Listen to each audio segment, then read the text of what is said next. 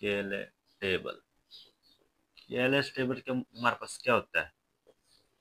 केएलए table हमारे पास एक टेबल होता है जिसको हम यूज करते हैं किसी भी फाइनाइट सेट को ग्रुप साबित करने के लिए। तो हम किस तरह से इसको डिफाइन करते हैं मैं आपको बताता हूँ। जैसे हमारे पास एक सेट है, मैं कहता हूँ जी, ठीक है। इसमें हमारे पास एलिमेंट है A1 A2 A3 AN, ठीक है। ये हमारे पास, हम इसको देखते हैं कि हमारे पास कैसे एक ग्रुप बनता है या ग्रुप नहीं बनता। उसके लिए जो हम क्या करते हैं, कैलिस टेबल को यूज करते हैं। मैं आप बताता हूँ, फिर आपको पता लग जाएगा कि हमारे पास क्या होता है। पहले हम क्या करते हैं, लेट हम यहाँ पर ऑपरेशन देख रहे हैं हमारे पास। तो मैं कहता हूँ स्टैटिक क्या है, बाइनरी ऑपरेशन है या स्टैटिक सॉरी ऑपरेशन है, जिसके तहत हम क्या कर रहे हैं, इसको चेक कर रहे हैं।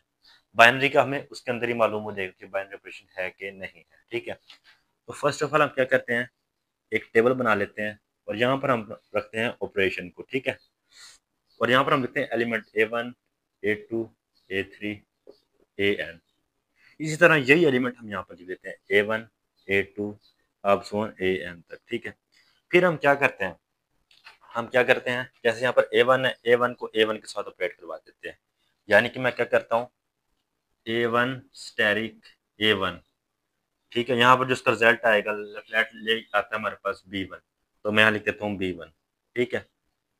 फिर A1 स्टैरिक A2 कर लेते हैं, इसका रिजल्ट मैं कहता हूँ आता है B2, तो यहाँ पर जो है इन दोनों का रिजल्ट मैं लिखता हूँ B2। इसी तरह A1 स्टैरिक मैं सपोज कर लेता हूँ, इसका रिजल्ट हमारे पास आता है A3, ये हमारे पास आ गया, सॉरी B3 आ गया। इसी तरह आप सुन लेट, इसका रिजल्ट हमारे पास आ गया BN। और इसी तरह हम जो है इनके रिजल्ट जो है लिखते जाते हैं क्रॉसपॉन्डिंग। यहाँ पर हमारे पास सपोज कर लेता हूँ AN में C1 आ गया रिजल्ट, इसी तरह C2 आ गया यहाँ पर। आप सुन चलते चलते ना इन सब के हमारे पास हम क्या निकालते हैं, ऑपरेशन निकाल लेते हैं। यानी कि हम ये फाइनाइट सेट होगा हमारे पास, उसके हम क्या कर सकते हैं, ऑपरेशन निकाल। जैसे A1 किया, उसका रिजल्ट हमने यहाँ पे लिख दिया। A1 A2 का यहाँ लिख दिया, A1 A3 का यहाँ लिख दिया। इसी तरह A2 A1 का हम यहाँ पे लिख देंगे। कोरस्पॉन्डिंग हम क्या एक टेबल ड्रा कर लेंगे, इसी को हम कहते हैं कि हमारे पास क्या होता है, कैले टेबल होता है। अब हम इस टेबल को देखकर किस तरह से बता देते हैं कि हमारे पास ग्रुप है। फर्स्ट हम चेक करते हैं कि हमारे पास क्या होता है, बाइनरी ऑपरेशन को। बाइनरी ऑपरेशन बेसिकली क्या होता है, हम क्या देखते हैं कि आया कि हम जो है ये तमाम एलिमेंट एक लाइन में देखेंगे, तमाम के तमाम ये इसी ग्रुप के अंदर से आ रहे हैं। इस टेबल के तमाम अगर एलिमेंट, जितने भी एलिमेंट होंगे वो इस ग्रुप के अंदर से, इस सेट के अंदर से हमें मिल रहे हैं, तो ये हमारे पास क्या होगा, स्टैटिक इसका क्या होगा, बाइनरी ऑपरेशन होगा। तो हमारे पास बाइनरी ऑपरेशन हो जाता है, ठीक है। अगर तो हमारे पास ये तमाम के तमाम सेट क्या हो जाए, इसका तमाम के तमाम आंसर क्या हो जाए, इसके अंदर से हो जाए। इसकी लाइट मैं एक साइड पे एग्जांपल भी आपके सामने ले लेता हूँ। एग्जांपल के तौर पे मैं ले लेता हूँ 1, और यहाँ पर ले लेते हैं जी +1 और -1। ये एक हमने सेट ले लिया जी, +1 -1। और ऑपरेशन में लेट कर लेता हूँ, मेरे पास है जी स्टेरिक मल्टीप्लीकेशन। अब +1 को मल्टीप्लाई करेंगे 1 आएगा, +1 -1 को मल्टीप्लाई करेंगे -1 आएगा, -1 को 1 से मल्टीप्लाई करेंगे क्या आएगा हमारे पास, -1, और -1 को मल्टीप्लाई करेंगे -1 से हमारे पास आएगा 1। तो ये हमारे पास इस तरह से हमने टेबल को यूज किया और ये हमारे पास इसका हमने टेबल बना लिया। अब टेबल में हमने क्या देखना है, ये तमाम एलिमेंट जो सेट के अंदर से, अब यहाँ पर हमारे पास देखें 1 -1 है, ये सेट के अंदर से ही है। यहाँ पर -1 आ रहा है, ये भी सेट के अंदर। तो बाइनरी ऑपरेशन तो यहाँ पर हो गया कि हमारे पास स्टेरिक जो है इसका क्या है, बाइनरी ऑपरेशन है। उसके बाद एसोसिएटिव ऑपरेशन हम देखते हैं, वो हम अलग से ना ड्रा करके देखते हैं इसके अलावा, ठीक है। उसके बाद हम चेक करते हैं जी आइडेंटिटी एलिमेंट। अगर तो इस सेट के अंदर कोई ऐसा एलिमेंट है, लेट मैं कहता हूँ हमारे पास कोई AI ऐसा एलिमेंट है, AI यहाँ पर एक ऐसा एलिमेंट है, ठीक है, जिसको मैं A1 AI सेपरेट करवा रहा हूँ, तो आंसर है मुझे अगेन A1 मिल रहा है, और यहाँ पर मुझे A2 मिल रहा है, और यहाँ पर मुझे A3 मिल रहा है। अब सो ऑन हमारे पास यहाँ पर हमें क्या मिल रहा है, AN। यानी कि कोई मेरे पास ऐसा एलिमेंट जरूर होगा, अगर तो आइडेंटिटी एलिमेंट इसके अंदर एग्जिस्ट कर रहा है, तो AI एक ऐसा एलिमेंट होगा जिसको मैं ऑपरेट करवा दूं, कि यहाँ पर मुझे करस्पॉन्डिंग सेम टू सेम यही कॉलम अगेन मिल जाएगा, ठीक है। ये कॉलम मुझे अगेन सेम टू सेम मिल जाएगा। अगर ऐसा एलिमेंट यहाँ पर होगा, तो वो हमारे पास क्या होगा, आइडेंटिटी एलिमेंट होगा, ठीक है। तो यहाँ से होगी हमारे पास एसोसिएटिव, हमने खुद चेक कर लेना है एसोसिएटिव, ठीक है। आइडेंटिटी एलिमेंट आ जाएगा इसके अंदर, आइडेंटिटी एलिमेंट भी हो गया, ठीक है। आइडेंटिटी एलिमेंट कौन सा होगा, अब इस सेट की हम एग्जाम्पल हमने यहाँ पर ले लेते हैं। अब यहाँ पर दो ही एलिमेंट है, ये होता ही फाइनाइट सेट के लिए, क्योंकि फाइनाइट सेट में हम टेबल फाइनाइट बना सकते हैं, ठीक है। तो यहाँ पर देखिए +1 एक ऐसा एलिमेंट है जिसके करस्पॉन्डिंग हम ऑपरेट करवा रहे हैं, हमें सेम टू सेम अगेन यही वाला कॉलम मिल रहा है। आप देखें ना, ये वाला कॉलम अगेन हमें यहाँ पर मिल गया है, ठीक है। +1 माइनस सेम टू सेम मिल गया ना, तो ये हमारे पास क्या हो गया, आइडेंटिटी एलिमेंट हो गया। इसके बाद हमारे पास प्रॉपर्टी चौथी क्या रहेगी, इनवर्स की। तो इनवर्स को हम इस टेबल से किस तरह डिफाइन करते हैं वो मैं आपको बताता हूँ। हम क्या करते हैं जी, अब A1 है, तो इस रो के अंदर मैं देखूंगा हमें आइडेंटिटी कहाँ मिल रही है। आइडेंटिटी लेट हमारे पास कोई है, ए सेट है जी, AI क्या है हमारे पास, आइडेंटिटी है, ठीक है। अब जब मैंने क्या क्लियर प्रॉपर्टी सेटिस्फाई कर दिया, तो पक्की बात है B1 भी इसके अंदर ही होगा, यानी कि B1 कुछ भी हो सकता है, A3 हो सकता है, कोई भी होगा ना, B2 भी इसके अंदर से होगा, B3 भी इसके अंदर से होगा, Bn भी इसी के अंदर से होगा। क्लियर प्रॉपर्टी सेटिस्फाई करती है, तो ये सारे एलिमेंट किसके अंदर से होंगे, इसके अंदर से होंगे, ठीक है। तो जनाब जब ये सारे सेट इसके अंदर से हैं, तो लाजिमी बात है कहीं ना कहीं पे आइडेंटिटी भी होगी। तो अगर तो है, मुझे मैं लेट करता हूँ कि हमारे पास आइडेंटिटी हमारे पास है यहाँ पर AI आइडेंटिटी है, सपोज कर लेता हूँ मैं इस सेट के अंदर जनरल में, या हम E को डिनोट कर ले, E क्या है हमारे पास, आइडेंटिटी है, ठीक है।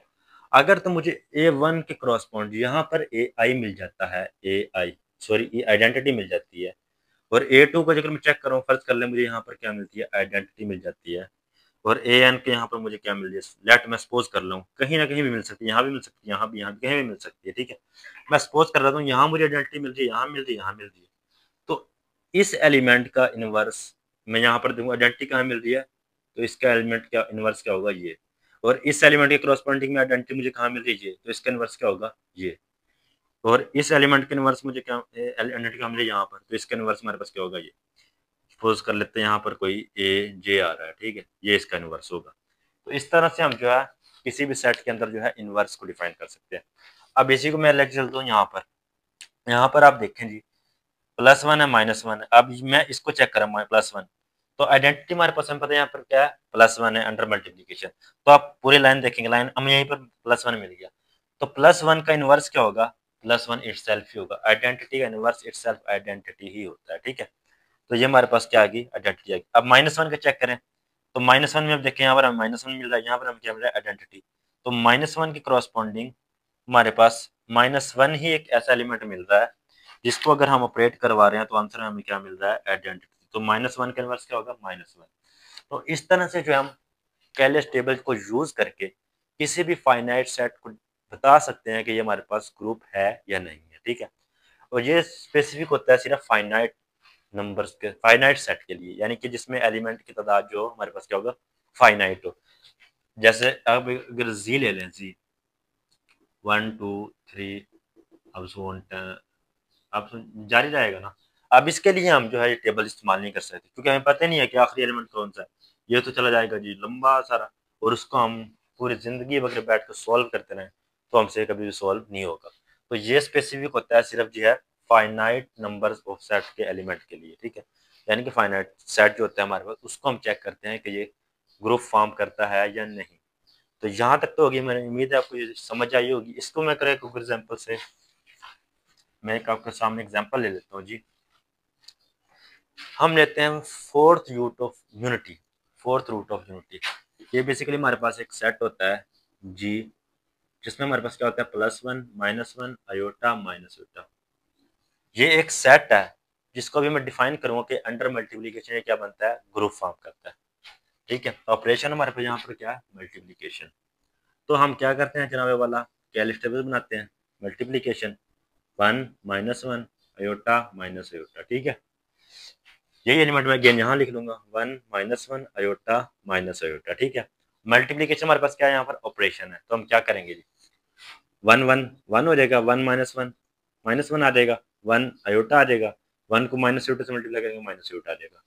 समझ आ गई ना, हमने क्या किया है, ऑपरेट करवाया, 1 मल्टीप्लाई बाय 1 किया, 1 मल्टीप्लाई बाय -1 किया, 1 multiply by iota, 1 multiply by minus iota किया है, ठीक है। तो इसी तरह हम इसको मल्टीप्लाई करेंगे, तो हमको यहाँ पर -1 आ जाएगा, यहाँ पर 1 आ जाएगा, यहाँ पर माइनस आयोटा आ जाएगा, और यहाँ पर क्या आ जाएगा, आयोटा।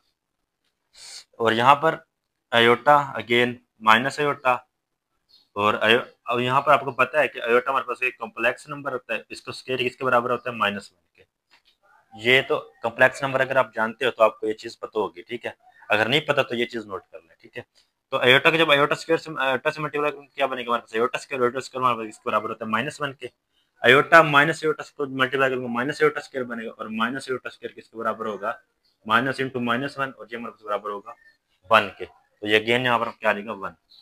इसी तरह अगर इससे मल्टीप्लाई करेंगे माइनस अयोटा आ जाएगा, और यहाँ पर क्या आ जाएगा अयोटा, यहाँ पर आ जाएगा जी 1, और यहाँ पर आ जाएगा -1। तो आप देखें हमारे पास ये जो सेट है, ठीक है, फोर्थ रूट ये हमारे पास ग्रुप बनता है। इसके करस्पॉन्डिंग हमें सेम कॉलम कहाँ पर मिल रहा है, आप देखें तो हमें सेम कॉलम जो है इसके साथ ये मिल रहा है। तो आइडेंटिटी हमारे पास क्या होगी 1 1, हमारे पास आइडेंटिटी आ गई। तो लेयर प्रॉपर्टी को आपने देख ही लिया होगा कि हमारे पास तमाम के तमाम जितने भी एलिमेंट है इसी सेट के अंदर से मौजूद है, ठीक है। कोई बैरूनी एलिमेंट तो इसमें नहीं है ना, कोई और ऐसा एलिमेंट तो नहीं है कोई सेट के अंदर से नहीं है। एसोसिएटिव भी आप चेक कर सकते हैं किसमें होल्ड करता है, ठीक है। उसके अलावा आप देखें जी इनवर्स, अब 1 तो इनवर्स हो गया। अब -1 के क्रॉसपॉइंट हम देखना आइडेंटिटी कहाँ पे मिल रही है, आइडेंटिटी हमें यहाँ मिल रही है, तो इसका इनवर्स क्या होगा -1। अयोटा की जगह हमें आइडेंटिटी कहाँ पर मिल रही है वहाँ यहाँ पर, तो इसका इनवर्स क्या होगा माइनस अयोटा, और माइनस अयोटा की क्रॉसपॉइंडिंग हमें आइडेंटिटी कहाँ मिली है 1, तो इसका इनवर्स हो गया ये। तो ये जो है सेट हमारे पास क्या है, ग्रुप है। इस तरह से जो हम किसी भी फाइनाइट जो है सेट को बता सकते हैं कि ये ग्रुप है या नहीं, कैलिस टेबल को हम यूज करके, ठीक है। आपने इसमें एक और चीज देखनी है कि इसमें नेसेसरी कंडीशन ये है कि अगर तो ये जो है सेट है ग्रुप फॉर्म करता है, ठीक है, तो इसके हर रो में पूरे के पूरे सेट के एलिमेंट होंगे, या आप रो चेक कर लें या आप कॉलम चेक कर लें, ठीक है। ऐसा नहीं हो सकता कि जो है किसी रो में जो दो एलिमेंट, एक एलिमेंट दो बार आ जाए, ठीक है। जैसे मैं यहाँ पर अब जनरल बता रहा हूँ, जैसे हमारे पास B1 इस तमाम एलिमेंट होता है, अगर तो ये सेट जो है नेसेसरी जरूरी कंडीशन है, सुफिशिएंट नहीं है, यानी कि अगर ग्रुप होगा तो लाजमी बात है ऐसा होगा, ठीक है। ऐसा नहीं है कि अगर ऐसा है तो लाजमी बात है ग्रुप होगा, ठीक है। मैं बात करूं अगर जी ग्रुप है, जी ग्रुप है, तो इसमें हर रो जो है तमाम के तमाम एलिमेंट से होगी। ऐसा नहीं हो कि एक एलिमेंट दो बार हो गए। इसकी एग्जांपल हम यहीं पर ले लेते हैं। आप ये वाली रो देखें, इसमें ये चारों का चारों एलिमेंट दोबारा आ रहे हैं, ठीक है। इसी तरह इसके अंदर भी चारों चारों एलिमेंट दोबारा आ रहे हैं, इसके अंदर भी, इसके अंदर भी, ठीक है, दोबारा आ गया एलिमेंट। आप कॉलम भी देख रहे हैं, कॉलम में भी ये सीन होगा, ये तमाम एलिमेंट। ऐसा नहीं हो रहा कि एक एलिमेंट मिस है उसकी जगह कोई और एलिमेंट दो बार आ रहा है, ऐसा कभी भी नहीं होगा। अगर तो सेट क्या है, ग्रुप है। ये शॉर्टकट वे है देखने का, यानी कि आपने करेक्ट टेबल बना लिया। सबसे पहले आप देख लें कि इस सेट में कहीं पर ऐसा तो नहीं हो रहा किसी रो में एक एलिमेंट दो बार आ रहा है, या किसी कॉलम में एक एलिमेंट दो बार आ रहा है। अगर तो एक एलिमेंट दो बार आ रहा है, आप वहीं पर छोड़ दो, आपको कंडीशन चेक करने की जरूरत ही नहीं है कि ये सेट हमारे पास क्या है, ग्रुप फॉर्म करता है या नहीं फॉर्म करता, आप वहीं पर रुक जाए। लेकिन अगर ये कंडीशन हो, सॉरी अगर ऐसा ना हो, ठीक है, यानी कि तमाम के तमाम एलिमेंट डिफरेंट हो, रो में भी कॉलम में भी, फिर आपने जो है कंडीशंस को चेक करना है, ठीक है। बलखसूस कौन सी, आइडेंटिटी इनवर्स जो है, ये जो है इसकी कंडीशंस है, इनको आपने चेक करना है, ठीक है। इसके अलावा नेक्स्ट, यहाँ तक तो की ग्रुप की बात। अगर हम ये चीज देखें कि ये सेट एबिलियन है कि नहीं, तो उसके लिए हमें क्या देखना होगा, हमें जो है यहाँ पर अगर जनरल ले लें, हमें ऐसे देख, एक सिमेट्रिक होगी हमारे पास, तो हमने ये देखना कि जो एलिमेंट यहाँ पर होंगे उनकी सिमेट्री एलिमेंट हमारे पास यहाँ पे होगी।